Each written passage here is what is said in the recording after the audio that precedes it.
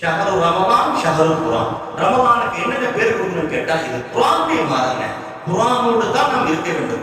சுஃபியானே சௌரி ரஹ்மத்துல்லாஹி பற்றி வருகிறது, ரமலான் மாதத்துடைய பிறை பார்த்து விட்டால் மக்களுடைய கண்களை விட்டு ஓடி ஒளிந்து கொள்வார்கள். வாசவல் முஸஹஃப, நான் யாரிடத்திலும் பேச மாட்டேன், என் ரப்பிடத்தில் நான் பேசுவேன் என்று குரானை எடுத்து விட்டு ஓடுவார்கள். போதும், உங்களிடத்தில் பேசியதெல்லாம் பேசி பேசி எங்களுக்கு என்ன கிடைத்தது? பாவத்தை தான் நாங்கள் சுமந்து விட்டோம், நன்மையை சம்பாதிப்பதற்கு எனக்கு வாய்ப்பு கொடுங்கள் என்று குரானை திறப்பார்கள், ஓடுவார்கள் என்று சொன்னார். நீ எதை நினைத்தாயோ அது உனக்கு கிடைத்து விட்டது. நீ மணல் அளவுக்கு இருந்தால் கொடுப்பாய் என்று நினைத்தாயே, அல்லாஹ் உனக்கு அந்த நன்மையை கொடுத்து விட்டான் என்று அசரீர சப்தம் கேட்கிறது என்று சொன்னார்.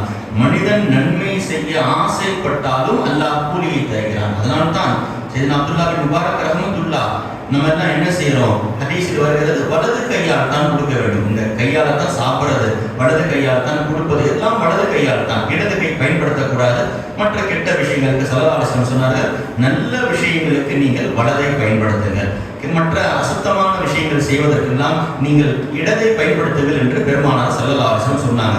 சில நேரத்தில் தொழுவும் போது கூட சரி வந்துருதுன்னு சொன்னால் அது இடது கையால் இடது பக்கமாக எடுக்க வேண்டும், வலது பக்கமும் சரி முன்னாலும் சரி எடுக்காதீர்கள் என்றார்கள் பெருமானார் ஸல்லல்லாஹு அலைஹி வஸல்லம். ஹதீஸில் வருகிறது இதெல்லாம். இப்ப நாம் இடது கையால் தான் நாம் அசுத்தங்களை செய்ய வேண்டும், கொடுப்பது எல்லாம் வலது கையால். அப்துல்லாஹ் பின் முபாரக் மிகப்பெரிய முஹத்திஸ், அவர்கள் ஏழை முன்னால் வந்து விட்டார்கள், வலது கையால் கொடுக்க வேண்டும், டக்குன்னு எடுத்து இடது கையால் கொடுத்துட்டாங்க. இப்போ மாணவர்கள் எல்லாம் பார்க்கின்றார்கள், வலது கையால் கொடுக்கணும் தான் நீங்க எங்களுக்கு சொல்லியிருக்கிறீங்க, ஆனால் நீங்களே இடது கையால் கொடுக்கிறீர்கள் என்று கேட்கின்ற பொழுது அவர்கள் சொன்ன ஒரு வார்த்தை ரொம்ப முக்கியமானது.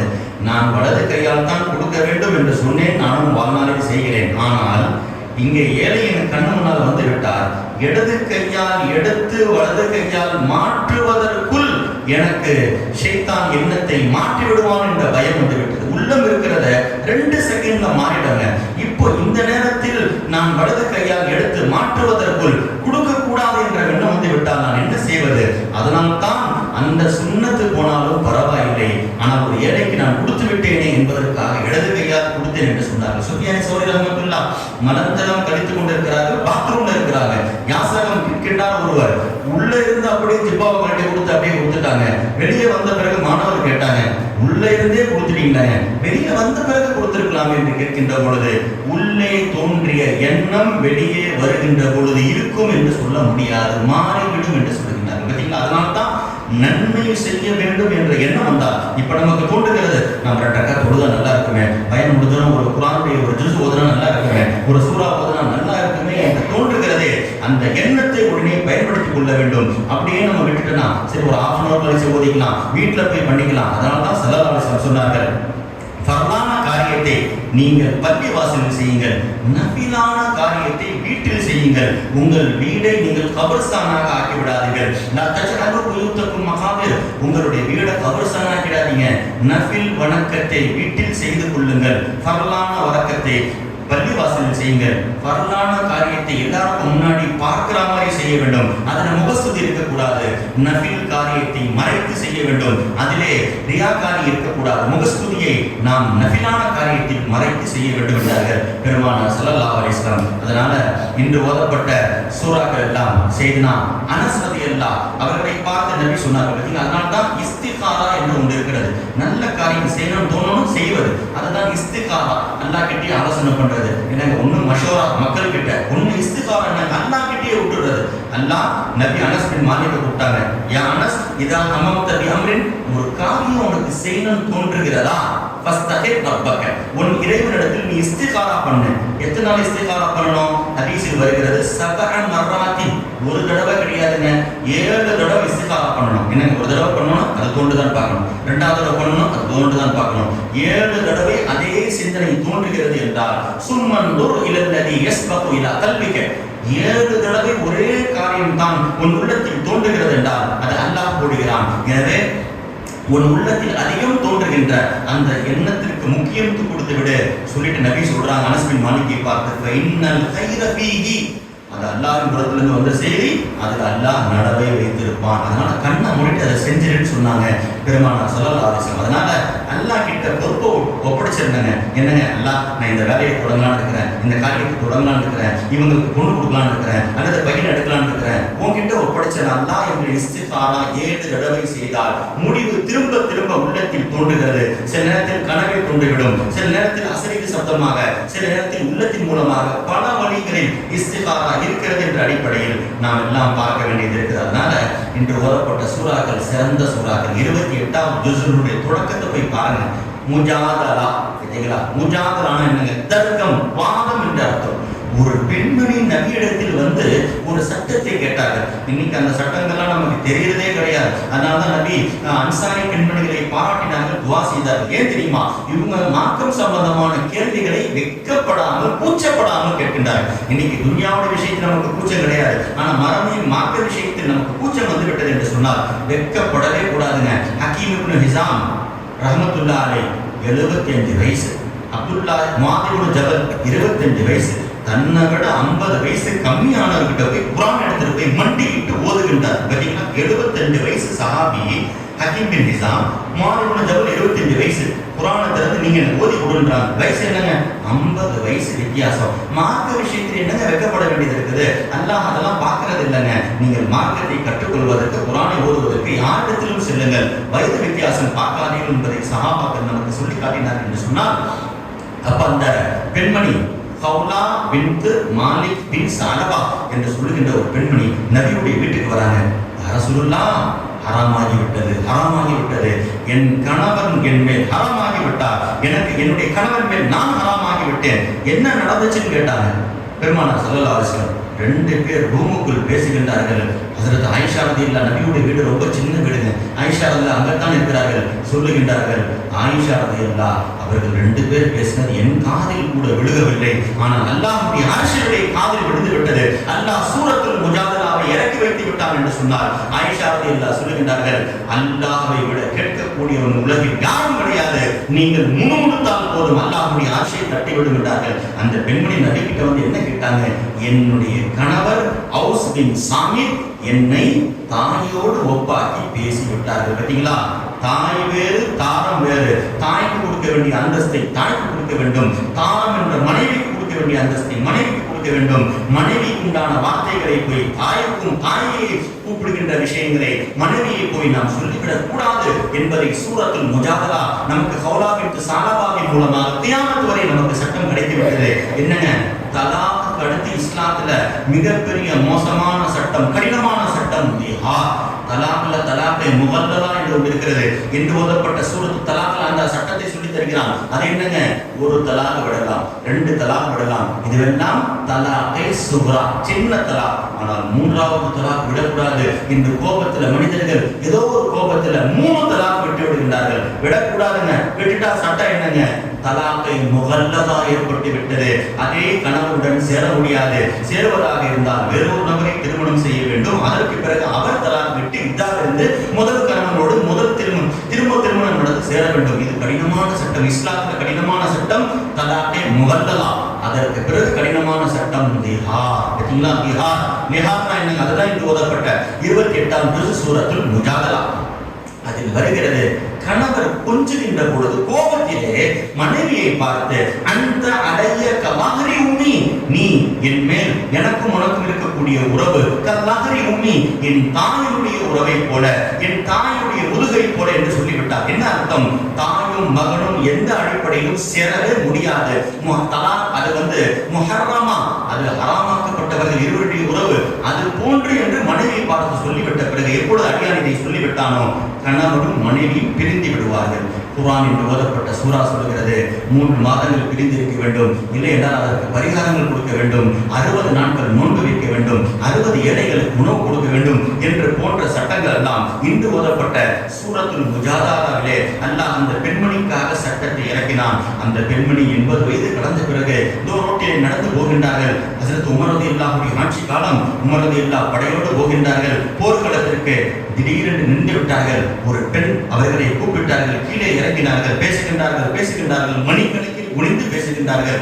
எல்லாம் கேட்டார்கள், ஒரு வயதான பெண்மணிக்கா உமர் இத்தனை படைகளை நிப்பாட்டி விட்டு இவ்வளவு பொழிந்து அரசர் பேசுகின்றாரே, காது கொடுத்து கேட்கின்றாரே, இந்த பெண்மணிக்கு ஏன் இவ்வளவு முக்கியத்துவம் கொடுக்கின்றீர்கள் என்று கேட்கின்ற பொழுது அதற்கு உமர் ரலியல்லாஹு சொன்னார்கள், எந்த பெண்மணியின் சப்தத்தை அல்லாஹ் அரசிலிருந்து கேட்டதாக குர்ஆனில் சொன்னானோ அந்த பெண்மணி இவர்கள் தான். ஒரு மணி கணக்கில் கிடையாது, நாள் கணக்கில் இவர்கள் பேசினாலும் காது கொடுத்து உமர் கேட்பார். ஏன்? இவருடைய பேச்சை அல்லாஹ் கேட்டு விட்டான். உமர் கேட்பதற்கு என்ன இருக்கிறது என்று சொன்னார்கள் என்று சொன்னார். அதனால்தான் அன்றைய காலத்து பெண்கள், ஆண்கள் தங்களுடைய தொடர்பை அல்லாஹ்வோடு வச்சாங்க. இன்னைக்கு நம்ம போன்களோடு, கருவிகளோடு இப்படி வச்சிட்டு இருக்கிறோம். அவங்க கிட்ட பேசலாமா, இவங்க கிட்ட பேசலாமா? அன்று பேசினால் அல்லாஹ்வுடைய அரிசிக்கு கேட்டது என்று சொன்னால் அது எப்படிப்பட்ட புனிதமான தொடர்பாக இருக்கும். அல்லாஹ் அந்த சூரத்துல் முஜாதலா ஓதி பாருங்க. ஸல்லல்லாஹு அலைஹி வஸல்லம் சொன்னார்கள், யார் என் உம்மத்தில் சூரத்துல் முஜாதலாவை ஓதுவாரோ அல்லாஹ் அவனுடைய பிரத்யேகமான படையில் குரூப்பில் அல்லாஹ் அவனை ஆக்கி விடுவான். அதற்கு இன்னைக்கு ஹிஸ்புல்லான்னு சொல்றான் அல்லாஹ். வெற்றி பெற்ற சொர்க்கத்திற்கு போக வேண்டும் ஒரு குரூப் இருக்கிறது. அதில் நீங்கள் சேர ஆசைப்பட்டால் நீங்கள் சூரத்துல் முஜாதலா என்னும் 28வது ஜுஸ்னுடைய தொடக்கத்தை ஓதினால் அவன் சொர்க்கவாசியினுடைய உள்ளே போகின்ற வெற்றியாளர்களுடைய பட்டியலில் சேர்த்து விடுவான் என்றார்கள் பெருமானார் ஸல்லல்லாஹு அலைஹி வஸல்லம். எனவே அதற்கு ஆயிஷா ரலியல்லாஹு சொல்வார்கள், கான ரசூலுல்லாஹி ஸல்லல்லாஹு அலைஹி வஸல்லம் யக்ரவு அல் முஸப்பிஹாத். பெருமானார் ஸல்லல்லாஹு அலைஹி வஸல்லம் சப்பிஹிஸ்ம சப்பஹ என்று தொடங்குகின்ற அல்லது யுஸப்பிஹு என்று தொடங்குகின்ற குர்ஆனுடைய சூறாக்களை தூங்குவதற்கு முன்னால் ஓதுவார்கள். கபல ஐயர் புத சொல்லுவார்கள். பார்த்தீங்களா, குர்ஆன்ல ஒரு ஆயத்திற்கு சமம். ஆனா நீங்க 28ஆம் ஜுஸ் 27வது கடைசி ஜுஸ் எந்த சூறாவுடைய தொடக்கத்துல சப்பஹ என்று இருக்கிறதோ அது அநேகமாக 7 சூறா. நீங்க போய் பார்த்துக்கோங்க. அந்த சூறால போய் ஒரு ஆயத்தை ஓதிருங்க. ஸல்லல்லாஹு அலைஹி வஸல்லம் சொல்றாங்க, மற்ற சூறாக்களில் ஒரு ஆயத்தை ஓதினால் ஒன்றுக்கு 10 நன்மை. ஒரு ஆயத்தை ஓதினால் ஒரு ஆயத்தை ஓதினார். ஆனா இந்த சப்பஹ என்று வருகின்ற இந்த சூறாக்களில் யாராவது ஒரு ஆயத்தை ஓதினால் ஸல்லல்லாஹு அலைஹி வஸல்லம் சொல்லுகின்றார்கள், இன்ன ஃபீஹின்ன ஹைரும் மின் அல்ஃபி ஆயத்தின், 1000 ஆயத்தை ஓதிய நன்மை கிடைக்கும். பார்த்தீங்களா, ஒரு ஆயத்தை ஓதினால் 1000 ஆயத்தை ஓதிய நன்மை கிடைக்கும் என்று சொன்னால் எப்படிப்பட்ட சிறந்த சூறாக்கள். இந்த ஓதப்பட்ட சூறாக்கள்ல பெரும்பாலும் அநேகமாக 5 சூறாக்களுடைய தொடக்கத்துல சப்பஹ யுஸப்பிஹு என்று தொடங்குகிறது என்றால் நம்ம எல்லாம் இப்போ அதில் இருக்கக்கூடிய ஆயத்துகள் கணக்கு போட்டு பார்த்தா 300 ஆயத்து வருதுன்னு வச்சுக்கோங்க. 300 ஆயத்து ஓதுல 1x1000 அப்படி பார்த்தா 300x1000 கணக்கு போட்டு நீங்களே பார்த்துக்கோங்க எவ்வளவு ஆயத்துக்களை ஓதிருக்கிறீர்கள். அப்படிப்பட்ட சிறந்த சூறாக்களை நாம் எல்லாம் ஓதிருக்கிறோம். அதே மாதிரி இன்னைக்கு நம்ம எல்லாம் மாற்று மத சகோதரரோடு அதிகம் பழகுகின்றோம். சில நேரத்தில் அவர்கள் நம்மளை பார்த்து சலாம் சொல்லிடுறாங்க, நாம் சில நேரத்தில் அவங்கள பார்த்து சலாம் சொல்றோம். சூரத்துல் முஜாதலா போய் பாருங்க, யாருக்கு சலாம் சொல்ல வேண்டும்? சலாம் என்கிற வார்த்தை அல்லாஹ்வுடைய இஸ்முங்க. அப்போ மாற்றார்கள் குஃபார்களுக்கு பார்த்து சொல்லுகின்ற பொழுது என்ன வார்த்தை சொல்லணும்? அஸ்ஸலாமு அலைக்கும் வரஹ்மத்துல்லாஹ். இது மூமின்களுக்கு மட்டும் ஹாஸானது. அவர்களை பார்த்து என்ன சொல்ல வேண்டும்? சலாமுன் அலா மனித்தபஅல் ஹுதா. பார்த்தீங்களா, நபி இந்த வார்த்தையை தான் குஃபார்கள் அரசர்கள் அவருக்கெல்லாம் கடிதம் எழுதுகின்ற பொழுது நபி சலாமுன் அலா மனித்தபஅல் ஹுதா, ஹிதாயத்தை நேர்வழியை பின்பற்றியவர்களுக்கு அல்லாஹ்வுடைய சலாம் உண்டாகட்டுமா, அல்லது வா அலைக்கும். அஸ்ஸலாமு என்ற ஒரு வார்த்தை மூமின்களுக்கு மட்டும் சொல்ல வேண்டும், வா அலைக்கும் என்ற ஒரு வார்த்தையை பயன்படுத்தலாம். இதுதான் இஸ்லாம் நமக்கு சொல்லித் தருகின்ற சட்டமாக இருக்கிறது. அல்லாஹ் இந்த ஓதப்பட்ட சூறாக்களில் இதையெல்லாம் சூரத்துல் முஜாதலாவிலே அல்லாஹ் ஒரு விஷயத்தை சொல்லியிருக்கிறார். இந்த ஆயத் இறங்கிய பிறகு ஸல்லல்லாஹு அலைஹி வஸல்லம் சொன்னார்கள், 3 காரியத்தை நீங்கள் செய்யுங்கள். சலாசுல் யுஸ்பீன லகும் முத்துஅதி, உங்களுக்கு மத்தியில் பாசங்கள் நேசங்கள் அதிகமாக ஆகும். சூரத்துல் முஜாதலால அல்லாஹ் அதை சொல்லி தருகின்றான். என்னங்க அது? நமக்கும் நம்மளுடைய நண்பருக்கும் நமக்கும் நம்முடைய சகோதரருக்கு மத்தியில் பாசம் அதிகமாக வேண்டும். இன்னைக்கு வெறுப்புகள் விரோதங்கள் தான் அதிகமாக இருக்கிறது. ஒருத்தர் மூஞ்ச ஒருத்தர் பார்க்கறது இல்லை. அப்ப என்னங்க செய்யறது? 3 செய்யுங்கள். சூரத்துல் முஜாதலா நமக்கு நபி அவர்கள் சொல்லித் தருகின்றார்கள். 3 காரியங்களை செய்யுங்கள், உங்கள் இருவருக்கு மத்தியில் விரோதத்திற்கு பகரமாக பிரியம் அதிகரிக்கும் என்றார்கள் பெருமானார் ஸல்லல்லாஹு அலைஹி வஸல்லம். ஃபர்ஸ்ட் செய்தி என்ன தெரியுமா? துஸஅலஹு ஃபில் மஜ்லிஸி. இன்னைக்கு யாருமே அதை செய்யறது இல்லைங்க. அது என்னங்க? ஜும்மாவுக்கும் சரி, ஒரு பயான நிகழ்ச்சி நடக்கும்போது ஒரு ஆள் முன்னாடி வந்து உட்கார்ந்துட்டாருன்னு சொன்னா அடுத்து வருகின்ற அதிகமாக இஃப்தாருடைய நேரத்தில் நடக்கும். எல்லாரும் இடத்த உட்கார்ந்துக்கிறது, கடைசியில் ஒரு ஓடி வருவார், அவருக்கு இடம் கிடைக்காது. இவன் பாட்டை கண்டுக்காம உட்கார்ந்துட்டு இருப்பான். நம்ம ஏங்க பார்த்தா நம்ம பொருளை கொடுக்கணுமே அப்படின்னு சொல்லிட்டு. ஆனால் நபி அவர்கள் சொல்லுகின்றார்கள், யாராவது ஒருவர் வந்தால் அவருக்கு விசாலமான இடத்தை கொடுங்கள், உங்களுக்கு உண்டான உணவை அவருக்கும் பகிர்ந்து கொள்ளுங்கள். தாங்கள் வாங்கிய அக்லில் இஸ்னைன், ஒருவருடைய உணவு முஸ்லிம் ஒருவருக்கு கிடையாது, ஒருவரின் உணவு இருவருக்கு, இருவரின் உணவு 4 பேருக்கு, 4 பேரின் உணவு 8 பேருக்கு என்றார்கள் பெருமானார் ஸல்லல்லாஹு அலைஹி வஸல்லம். என்ன அர்த்தம்? இடத்திலே விசாலம் கொடுக்கணும். ஒருத்தர் வயசான வராரு, நாம் உட்கார்ந்து இருக்கிறோம், அவருக்கு இடம் இல்லைன்னா நாம் கொஞ்சம் நகர்ந்து அவருக்கு இடம் கொடுக்க வேண்டும். அல்லாஹ் மூமினுடைய அடையாளத்தை என்று ஓதப்பட்ட சூரத்துல் முஜாதலாவிலே சொல்கின்றான், இதா கீல லகும் தஃபஸ்ஸஹு ஃபில் மஜாலிஸ், நீங்க கொடுத்த இடம் இங்கே. அல்லாஹ் எங்க தெரியுமா இடம் கொடுப்பான்? நீங்க இங்க இடம் கொடுத்தீங்கன்னா அல்லாஹ் உங்களுக்கு அடையாள இடம் கொடுப்பான்னு சொல்லவே இல்லை, அண்ணா நகர் இடம் கொடுப்பான்னு சொல்லவே இல்லை. யஃப்ஸஹில்லாஹு லகும், அல்லாஹ் உங்களுக்கு சொர்க்கத்தில் இடம் தருவான். பாத்தீங்களா? நீங்க யார் இடத்துல இடம் கொடுத்தீங்க? உங்க இடத்தையா கொடுத்தீங்க? நீங்க உட்கார்ந்து இடத்துல கொஞ்சோண்டு தள்ளீங்க. ஹதீஸ் சொல்கிறது, சூரத்துல் முஜாதலா சொல்கிறது, உங்களுக்கு நிச்சயம் இடம் கன்ஃபார்ம் சொர்க்கத்தில். ஏங்க ஒரு முஸ்லிமான சகோதரருக்கு இடம் கொடுத்தீங்களே, அதனால் அல்லாஹ் உங்களுக்கு இடத்தை சொர்க்கத்தில் தருவான் என்று இன்று ஓதப்பட்ட சூரத்துல் முஜாதலா சொல்லி தருகிறது. ஸல்லல்லாஹு அலைஹி வஸல்லம் சொன்னார்கள், இந்த காரியத்தை செய்யுங்கள், பிரியம் அதிகரிக்கும். ஒன்று. இரண்டாவது தெரியுமா? வததுஹு பிஹபில் அஸ்மாஇ. பாத்தீங்களா? ரொம்ப முக்கியமானது என்னங்க? ஒரு மனுஷனை கூப்பிடும்போது அவனுக்கு பிரியமான பேரை கொண்டு கூப்பிடணும். சில பேர் அவனுக்கு பிடிக்காத பேரை கொண்டு சொல்லி கூப்பிடுறது, அவனுக்கு எந்த பேரை சொன்ன கோபம் வருமோ, வெறுப்படைவானோ அந்த பேரை சொல்றது. ஸல்லல்லாஹு அலைஹி வஸல்லம் சொன்னார்கள், உங்கள் இருவருக்கு மத்தியில் பிரியம் அதிகரிக்க வேண்டும் என்றால் அவன் விருப்பப்படுகின்ற, அவனுக்கு எந்த பேரை அழகானதாக இருக்கிறதோ பெற்றோர்கள் வைத்தார்களோ அந்த பேரை கொண்டு நீங்கள் அழையுங்கள், உங்கள் இருவருக்கு மத்தியில் பிரியம் அதிகரிக்கும் என்றார்கள் பெருமானார் ஸல்லல்லாஹு அலைஹி வஸல்லம். மூன்றாவது கடைசியாக சொன்னார்கள், நோய்வாய்ப்பட்டு விட்டால் நோயாளியை போய் நலம் விசாரிங்கள். நீங்கள் போய் கொஞ்சம் நேரம் அமர்ந்தால் அவருக்கு ஆறுதல் கிடைக்கும், ஒரு ஆதரவு கிடைக்கும். அதுதான் நீங்கள் செய்ய வேண்டிய பிரியத்திற்கு உண்டான அடையாளம் என்ற செய்தியை சூரத்துல் முஜாதலா நமக்கு இதையெல்லாம் சொல்லித் தருகிறது என்று சொன்னால் நாம் இந்த சூரத்துல் முஜாதலாவை ஓத வேண்டும். அல்லாஹ் தஆலா இன்றைய சூறாவிலே அதே போன்ற சூரத்துல் ஹஷ்ர் என்ற ஒரு சூரா, சூரத்துல் ஹஷ்ர் ஒரு போரை குறிக்கக்கூடிய சூறாங்க. சூரத்துல் ஹஷ்ரிலே சிறந்த ஆயத்துகள் இருக்கிறது. குர்ஆன்ல அல்லாஹ்வுடைய பேர்கள் எவ்வளோ இடத்துல வருகிறது, ஆனால் ஒரே ஒரு இடத்துல அல்லாஹ்வுடைய பேர்கள் 18 பேர்கள் வருகின்ற சூரத்துல் ஹஷ்ரிலே கடைசி 3 ஆயத்துகள். இந்த 3 ஆயத்துகளை ஓதிய பிறகு ஸல்லல்லாஹு அலைஹி வஸல்லம் சொன்னார்கள், இரவில் தூங்குகின்ற பொழுது நீங்கள் இந்த 3 ஹஷ்ருடைய ஆயத்தை, கடைசி ஆயத்தை ஓதிவிட்டு தூங்குங்கள். அன்றைய இரவு நீங்கள் மரணித்து விட்டால் நீங்கள் ஷஹீதாக மரணிப்பீர்கள் என்றார்கள் பெருமானார் ஸல்லல்லாஹு அலைஹி வஸல்லம். பெருமானார் தன்னுடைய தூக்கத்திற்கு முன்னால் சூரத்துல் ஹஷ்ருடைய கடைசி 3 ஆயத்தை ஓதிவிட்டு தான் தூங்குவார்கள் என்று வருகிறது என்று சொன்னால், ஆயிஷா ரலியல்லாஹு கேட்டாங்க, யா ரசூலுல்லாஹ், உங்கள் உம்மத்தில் ஷஹீதுகள் குறைவாக இருப்பார்களே என்று சொன்னார். போரில் வெட்டப்பட்டு மரணித்தவர்கள் குறைவுதான், ஆனால் பல வகைகளில் என் உம்மத்தில் ஷஹீதுகள் அதிகம். எப்படி தெரியுமா? சூரத்துல் ஹஷ்ருடைய 3 ஆயத்தை யார் ஓதுவாரோ அவரும் ஷஹீதாக இருப்பார். ஒன்று. இரண்டாவது, யார் ஒருவர் ஒவ்வொரு நாளும் இந்த துஆவை ஓதுவாரோ அவரும் ஷஹீது தான். அல்லாஹும்ம பாரிக் ஃபில் மௌத் வ ஃபீமா பஅதல் மௌத், அல்லாஹும்ம பாரிக் ஃபில் மௌத் வ ஃபீமா பஅதல் மௌத் என்ற துஆவை ஒருவர் ஓதி அன்று மரணித்து விட்டார் அவரும் ஷஹீதுடைய அந்தஸ்து.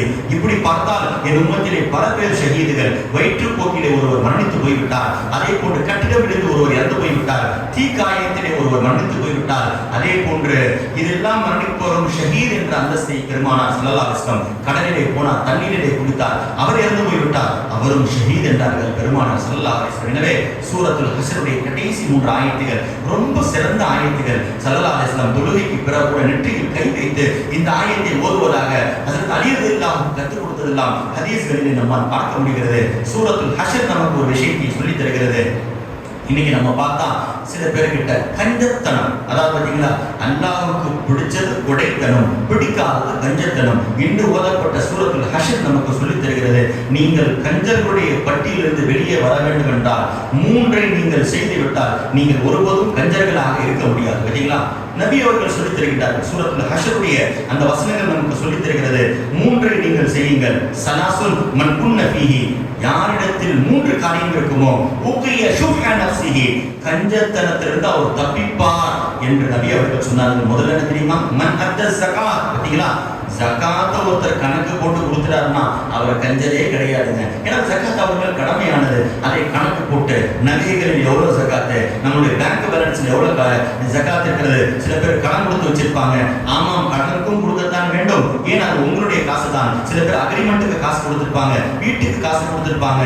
எல்லாம் ஒரு வருடத்தை கடந்து விட்டால் அது அனைத்திற்கும் ஜகாத் கொடுத்தாக வேண்டும். ஏன்? அதெல்லாம் உங்களுடைய மில்கில் இருக்கக்கூடிய காசுகள். இன்று உங்கள் கையில் இல்லாமல் இருக்கலாம், நாளை உங்கள் கைக்கு வரத்தான் போகிறது. பேங்கில் இருக்கக்கூடிய காசுகள் யாருடைய பேரில் இருக்கிறது? உங்களுடைய அக்கௌண்டிலே. நீங்கள் நினைக்க ஏடிஎம்ல நீங்கள் ஜிபியிலே போன் பேடிலே எடுக்க முடியும் என்று சொன்னால் அது உங்களுடைய மில்க்கு தானே. அதற்கு நீங்கள் தான் ஜகாத் கொடுக்க வேண்டும் என்ற அடிப்படையில் ஜகாத்தை கொடுத்து விட்டால் அவன் கஞ்சனுடைய பட்டியல் வரமாட்டான் என்றார். இரண்டாவது ரொம்ப முக்கியமானதுங்க, வீட்டிற்கு விருந்தாளி வந்து விட்டால் அவரை உபசரிப்பது. ஸல்லல்லாஹு அலைஹி வஸல்லம் சொன்னார்கள், எந்த வீட்டிற்கு விருந்தாளி வரவில்லையோ அங்கே ரஹ்மத்து வரவே மாட்டார்கள் என்றார்கள். வீட்டிற்கு அடிக்கடி யாராவது சொந்த பந்தங்கள் நண்பர்கள் வந்து விட்டால் அவர்களை உபசரிப்பது இருக்கிறது, இது நம்மை கஞ்சத்தனத்திலிருந்து காப்பாற்றும் என்றார்கள். நம்ம என்ன நினைச்சிட்டு நம்ம இருக்கக்கூடிய காசை சாப்பாடு அவனுக்கு போறோம் நினைச்சிட்டோம். ஸல்லல்லாஹு அலைஹி வஸல்லம் சொன்னார்கள், விருந்தாளி வரும்போது அவன் உணவை அவனே கொண்டு வருகின்றான், அவனே சாப்பிடுகின்றான். சாப்பிடதான் உன் வீட்டுல, ஆனா போகும்போது உன்னுடைய பாவத்தையும் சேர்த்து விட்டு அவன் போக்கி விட்டு போகின்றான். விருந்தாளி போகும்போது நம்ம என்ன நினைச்சிட்டோம், ஐயோ 1/2 கிலோ சிக்கன் போடுச்ச 1 கிலோ கறி போடுச்ச நினைக்கின்றோம். நபி சொல்லுகின்றார்கள், உன் பாவ மூட்டையை சேர்த்து விட்டு அவன் போகின்றான். வீட்டார்கள் மொத்த அனைவருடைய பாவத்தை எடுத்துவிட்டு செல்கின்றான் விருந்தாளி என்றார்கள் பெருமானார் ஸல்லல்லாஹு அலைஹி வஸல்லம். எனவே விருந்து உபசரிப்பது கஞ்சத்தனத்திலிருந்து காப்பாற்றும். மூன்றாவது என்ன தெரியுமா? ஸல்லல்லாஹு அலைஹி வஸல்லம் சொல்றாங்க, வாகாஃபின் நாயிபா, கஷ்டப்படுகின்றவருக்கு கூட கொடுங்க. பார்த்தீங்களா, இன்னைக்கு என்ன ஆயிடுதுன்னு சொன்னா, கொடுத்தவர்களுக்கே கொடுக்கின்ற ஒரு சூழ்நிலை. அதாவது யாருக்கு தேவையே இல்லையோ அவர்களுக்கு போய் ஆல்ரெடி அவங்க 5 சாப்பாடு வச்சிருக்காங்க, அவங்களுக்கு 6வது போய் சாப்பாடு கொடுக்குறாரு, 7வது போய் சாப்பாடு கொடுக்குறாரு என்று சொன்னால் நபி அவர்களுக்கு கூட சொல்லவே இல்லை. இல்லை அவங்க ஏழை தானங்க, அதுக்கே கொடுத்தவர்கள் தேவையே கிடையாது. ஆகாஃபின் நாயிபதி ரொம்ப முக்கியமான ஒரு வார்த்தை. கஞ்சத்தனத்திற்கு தப்பிக்க வேண்டுமா, நாயிபாவை கொடுக்க வேண்டும். நாயிபானா இன்னைக்கு அவர் ரொம்ப கஷ்டத்தில் இருக்கிறார், ஹாஸ்பிட்டல் அட்மிட் பண்ணிட்டார், அவருக்கு இப்பொழுது ஒரு 50,000 இருந்தால் தான் அவருக்கு ஆபரேஷன் தொடங்கும் என்று சொன்னால் இவர் தான் நாயிபா. இவருக்கு கொடுத்தால் கஞ்சத்தனத்திற்கு தப்பிப்பா என்றார்கள். இன்று ஓதப்பட்ட சூரத்துல் ஹஷ்ருடைய வசனத்தை போய் பாருங்கள். ஓமன் யூக ஷுஹ நஃப்ஸிஹி, சொர்க்கத்தில் போக ஆசைப்பட்டால் கஞ்சத்தனத்திலிருந்து அவர் வெளியே வர வேண்டும். இந்த 3 காரியத்தை செய்தவர் கஞ்சத்திலிருந்து வெளியே வந்து விட்டார் என்றார்கள் பெருமானார் ஸல்லல்லாஹு அலைஹி வஸல்லம். அதனால இதை விட ஒரு பெரிய ஒருத்தன் கஞ்சன், ஒருத்தன் மகா கஞ்சன், ஒருத்தன் மகா கஞ்சன். 3 கஞ்சன்களை ஹதீஸில் வருகிறது. இவங்க யாருங்க? கஞ்சன் தான். கஞ்சன் யார்? தான் கிட்ட இருக்கிறது கொடுக்க மாட்டான், இவன் கஞ்சன். மகா கஞ்சன் யார்? கொடுக்கிறவனை போய் தடுப்பான். மன்னாயில் இருக்கு, டே கொடுத்தா நீ பிச்சைக்காரன் தான் போடுவ, இதே மாதிரி தான் அவர் கொடுத்தாரு பார்க்க நீங்க ரோட்டுக்கு வந்துட்டார் என்று மற்றவன் செய்கின்ற தானத்திற்கு தடுக்கின்றாங்க. அவன் மகா கஞ்சன். நோட்டு இருக்கிறான் மகா கஞ்சன். அவன் யாருங்க? ஸல்லல்லாஹு அலைஹி வஸல்லம் இந்த மகா கஞ்சனை 2 பேரை சொன்னார்கள். ஹதீஸில் போய் பாருங்க. இன்ன அபகலன்னா, மிகப்பெரிய கஞ்சன் யார் தெரியுமா? மன் பகில பிஸ்ஸலாம், சலாம் சொல்வதில் கூட கஞ்சத்தனமாக இருக்கிறானே அவன் மிகப்பெரிய கஞ்சன் என்றார்கள் பெருமானார். எதற்கு ஒரு முஸ்லிம் வருகிறார் என்று தெரிந்து விட்டது. சலாம் சொன்னால் நன்மையை நீயும் பெற்று விட்டாய், நீயும் அவனுக்கு நன்மையை கொடுத்து விட்டாய், 2 பேருக்கும் நன்மை கிடைக்கக்கூடிய ஒரு வாய்ப்பு கிடைக்கிறது. இதில் போய் கஞ்சத்தனம் பண்ணுகின்றான், இவன் மிகப்பெரிய கஞ்சன் என்றார்கள். அதே போன்று அல் பகில் மன் துகில் துயிந்தஹு ஃபலன் யுஸல்லியாரை, மிகப்பெரிய கஞ்சன் யார்? மகா கஞ்சன் யார்? என் பெயர் சொல்லப்பட்ட பிறகு கூட யார் ஸலவாத் ஓதவில்லையோ அவன் மிகப்பெரிய கஞ்சன் என்றார்கள் பெருமானார் ஸல்லல்லாஹு அலைஹி வஸல்லம். இன்று ஓதப்பட்ட சூரத்துல் ஹஷ்ர். அதே போன்று ரொம்ப பேர் பிள்ளைங்க மாசமாகிடுறாங்க, அவங்க ஹாஸ்பிட்டல் அட்மிட் பண்ணிடுறாங்க. என்னங்க பிள்ளைங்க எப்படி பிறகுன்னு தெரியலையே, டாக்டர் தலை திரும்பிச்சுன்னு சொல்றாரு, தண்ணி முடிச்சிச்சுன்னு சொல்றாரு, ஆபத்தில் இருக்கிறது. சூரத்துல் ஹஷ்ருடைய வசனத்தில் அல்லாஹ் ஒரே ஒரு வார்த்தையை சொல்லுகின்றான், அல் முஸப்பிர். பார்த்தீங்களா, அல்லாஹ்வுக்கு ரொம்ப பிடிச்சதுங்க இந்த சிபத்தை. அல்லாஹ் யாருக்கும் கொடுக்க மாட்டான். முஸப்பிர் என்றால் தோற்றத்தை, உருவத்தை கொடுக்கின்றவன். அதனால தான் இஸ்லாத்துல டிராயிங் என்பது உருவத்தோடு தோற்றத்தோடு வரையக்கூடாது. யாராவது ஒருவன் வரைந்தால் ஹதீஸில் நபி அவர்கள் சொன்னார்கள், இன்ன அஷத்தன் நாஸ் அதாபன் யௌமல் கியாமா, நாளை மறுமையில் கடினமான வேதனை பெறுகின்றவர் யார் தெரியுமா? யார் இந்த உலகில் தோற்றங்களை வரைந்தார்களோ அல்லாஹ் அவர்களை பார்த்து இப்பொழுது தோற்றத்தை கொடு, அந்த தோற்றத்தை கொடுக்கக்கூடிய தன்மை என்னுடையது என்று சொல்லி அல்லாஹ் அவர்களை தண்டிப்பான். எனவே யா முஸப்பிர் என்பது மாதம் பெற்றவர்கள், வயிற்றிலே குழந்தையை சுமக்கின்றவர்கள் சொல்லுகின்ற பொழுது அல்லாஹ் சலாமத்தாக அந்த குழந்தையை பெற வைப்பான். சூரத்துல் ஹஷ்ருடைய இந்த வசனங்கள் எல்லாம் இன்று நாம் ஓதி இருக்கின்றோம். அதெல்லாம் நமக்கு இது போன்ற விஷயங்களை சொல்லித் தருகிறது. சூரத்துல் மும்தஹினா, பல சூறாக்கள் என்று ஓதப்பட்டு எல்லாம் சின்ன சின்ன சூறாக்களாக இருந்தால் ஸல்லல்லாஹு அலைஹி வஸல்லம் சூரத்துல் மும்தஹினாவை யார் ஓதுவாரோ, எத்தனை உலகத்தில் மூமினான ஆண்கள் பெண்கள் இருப்பார்களோ நாளை மறுமையில் எல்லாரும் அவனுக்காக சிபாரிசு செய்வார்கள். யோசிப்பார், உலகம் தோன்றியது எத்தனை மூமின்கள் இருப்பாங்க, ஆண்கள் பெண்கள் எல்லாரும் நமக்கு சிபாரிசு செய்ய வேண்டுமா, நமக்காக மன்றாட வேண்டுமா? சூரத்துல் மும்தஹினா. ஹாத்தப் பின் அபி புல்தா என்று சொல்கின்ற ஒரு சஹாபி ராணுவ ரகசியத்தை சொல்லிட்டாங்க. சஹாபாவுடைய அந்த சின்ன பதிலில் கலந்து கொண்டார்கள். ஆனால் தன்னுடைய குடும்பம் மாட்டாளர்களிடத்தில் வேறொரு நாட்டிலே மாட்டிக்கொண்டது. பிளாக்மெயில் பண்ற மாதிரி நீ ரகசியத்தை சொன்னாதான் உன் குடும்பத்தை விடுவோம்னு சொல்லிட்டாங்க. ஹாத்தா பின் அபி குத்தா ராணுவ ரகசியத்தை சொல்லிவிட்டார். என்னங்க ரகசியம்? இன்னைக்கு நபி இந்த நாள்ல இந்த வழியா படையோட கிளம்ப போறான். இந்த ரகசியத்தை எழுதி கொடுத்துட்டாங்க. அல்லாஹ் நபிக்கு வகையை அனுப்பிவிட்டான் ஜிப்ரீல் அலைஹிஸ்ஸலாம் மூலமாக. நபியே, உங்களுடைய ஒரு தோழர் மாற்று நாட்டார்களுக்கு மற்றவர்களுக்கு எதிரிகளுக்கு ரகசியத்தை வெளிப்படுத்தி விட்டார். கடிதம் இங்கே போய் கொண்டிருக்கிறது. நபி உடனே தலஹாவின் உபைதுல்லாவையும் அலி ரலியல்லாஹு ஹம்ஸா ரலியல்லாஹு அனுப்பி வச்சாங்க. இந்த இடத்துல ஒரு பெண் போயிட்டு இருப்பா, குதிரையிட்டு போட்டிருப்பா. கடிதம் அவருடைய கொண்டையில் இருக்கும். பார்த்தீங்களா நபி எந்த அளவுக்கு வகை பாருங்க. கடிதம் அவருடைய கொண்டையில் இருக்கும். போய் பிடிச்சிட்டு வாங்கினாங்க. அதே இடத்தில் போனார்கள். பார்த்தால் கடிதம் வந்து விட்டது. பார்த்தால் பேர் போட்டிருக்கிறது ஹாத்தா பின் அபி குத்தா. பெருமானார் சொல்லுகின்ற பொழுது உமர் ரலியல்லாஹு பக்கத்தில் இருந்தார்கள். வாய் எடுத்தார்கள். நான் இவரை வெட்டிட்டுமா, நயவஞ்சகராக இருக்கிறார் என்று சொல்லுகின்ற பொழுது நபி சொன்ன ஒரு வார்த்தை, உமரே, அவர் ரகசியத்தை சொல்லி இருக்கலாம், ஆனால் அவர் பதிலில் கலந்து கொண்ட சஹாபி, மறந்து விடாதீர்கள். பதிலில் கலந்து கொண்டவர் எத்தனை பாவங்கள் செய்தாலும் அல்லாஹ் மன்னிப்பான். சூரத்துல் மும்தஹினா நமக்கு சொல்லித் தருகிறது. எனவே அல்லாஹ் தஆலா இன்று ஓதப்பட்ட சூறாக்களில் பலதரப்பட்ட வசனங்கள் நமக்கு இந்த நன்மையான விஷயங்களை எல்லாம் சொல்லித் தருகிறது என்று சொன்னால் நேரம் கடந்து விட்டது. ஒரே ஒரு செய்தி, சூரத்துல் தலாக், சூரத்துல் ஜும்மா சிறந்ததாக இருக்கிறது. ஜும்மா நாள்ல பெருமானார் ஸல்லல்லாஹு அலைஹி வஸல்லம் அதிகமாக சூரத்துல் ஜும்மா ஓதுகின்ற வழமை. ஃபஜ்ரிலே அவர்கள் ஜும்மா ஓதுவார்கள். சில நேரத்தில் ஜும்மாவுடைய தொழுகையில் கூட சூரத்துல் ஜும்மா முதல் ரக்காத்திலும் இரண்டாவது ரக்காத்திலே சூரத்துல் முனாஃபிகீனை ஓதுவார்கள். இந்த வழமை நபியிடத்தில் இருந்துச்சு. சையதுனா அஸ்மா ரலியல்லாஹு சொல்கின்றார்கள், நபி ஜும்மாவை ஜும்மா நாளில் ஓதுவதை கேட்டு எங்களுக்கு அந்த சூரத்துல் ஜும்மா மனனமாக ஆனது என்ற செய்தி எல்லாம் சஹாபிகள் சொல்கின்றார்கள் என்று சொன்னால் நபி தொடர்ந்து வாரம் வாரம் இந்த சூறாக்களை ஓதுகின்றவர்களாக இருந்தார். எனவே சூரத்துல் ஜும்மா வருடத்து ஜும்மாவுடைய நாள் ஒரு தடவை ஓதிக்கொள்ள வேண்டியதுதான். காரணம், அதில் இருக்கக்கூடிய வசனங்கள் அல்லாஹ் தஆலா சிறந்த வசனங்களை இறக்கி வைத்திருக்கிறான் என்று சொன்னால் நாம் பார்க்க வேண்டும். எனவே சூரத்துல் தலாக் சிறந்த ஆயத், மூன்றாவது ஆயத். சூரத்துல் தலாக்கிலே மூன்றாவது ஆயத். எப்பொழுது இந்த ஆயத் இறங்கியதோ ஸல்லல்லாஹு அலைஹி வஸல்லம் ஹஜ்ரத் அபூ ஸர் கிஃபாரியை பார்த்து சொன்னார்கள், குர்ஆனிலே ஒரு ஆயத் இருக்கிறது. இன்ன ஃபில் குர்ஆனில ஆயா, குர்ஆனிலே ஒரு ஆயத் இருக்கிறது. லவ் அஹதன் நாஸு பிஹா லகஃபர்.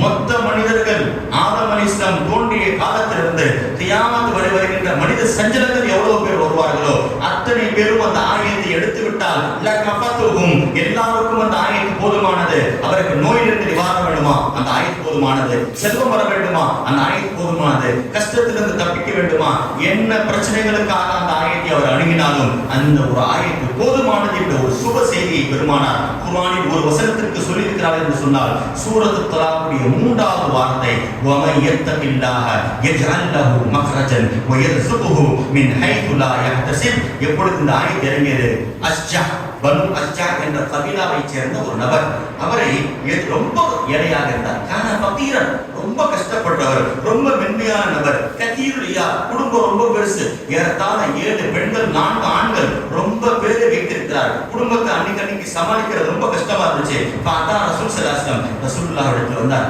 ரசூலுல்லாஹ், குடும்பத்தை நடத்த முடியல ரசூலுல்லாஹ், ரொம்ப கஷ்டமா இருக்கிறது என்று சொல்கின்ற பொழுது அவர்கள் நபி சொன்னார், இத்தகில்லாஹ் வஸ்பிரி, பொறுமையா இருப்பா, தக்வாவோட கண்டிப்பாக அல்லாஹ் உனக்கு செல்வத்தை தருவான் என்று நபி அவர்கள் சொல்லி அனுப்புகின்றார்கள். பலம் என்பர் இல்லா யசீரன். அவர் கொஞ்ச நாள் கழிச்சு போனார். எதிரிகளுடைய கைவிலே மாட்டிக்கொண்டார். எதிரிகள் அவருடைய ஆடு ஒட்டகத்தெல்லாம் ஓட்டிட்டு போயிட்டாங்க. இவரையும் கூட்டு போய் விட்டுட்டு போயிட்டாங்க. கொஞ்ச நாள் கழித்து 15 நாட்கள் சிறையில் இருந்தார். வெளியே வருகின்ற பொழுது ஆட்டு மந்தையுடன் வந்தார். மதீனாவிலே செல்வந்தராக வாழ்ந்தார். பெருமானார் ஸல்லல்லாஹு அலைஹி வஸல்லம் சொன்னார்கள், வமன் யத்தகில்லாஹ யஜ்அல் லஹு மக்ரஜன் என்ற வசனம் இவர் விஷயத்தில் இறங்கியது என்று நபி அவர்கள் சொன்னார்கள் என்று சொன்னால் நாம் பொறுமையாக இருந்தால், தக்வாவோடு இருந்தால் அல்லாஹ் இன்று கஷ்டத்தை தருவான், நாளை நமக்கு நிம்மதியையும் சந்தோஷத்தையும் செல்வத்தையும் தருவான் என்ற ஒரு உறுதியை சூரத்துல் தலாக்குடைய மூன்றாவது வசனம் வமன் யத்தகில்லாஹ யஜ்அல் லஹு மக்ரஜன் என்ற ஒரு ஆயத் நமக்கு சொல்லித் தருகிறது என்று சொன்னால் பலதரப்பட்ட ஆயத்துகள் என்று ஓதப்பட்ட நேரங்களிலே சூரத்துல் தஹரீம் என்று சொல்லுகின்ற சூரத்துல் தஹரீம் 28ஆம் ஜுஸுடைய கடைசி சூரா, ரொம்ப முக்கியமான சூறாங்க.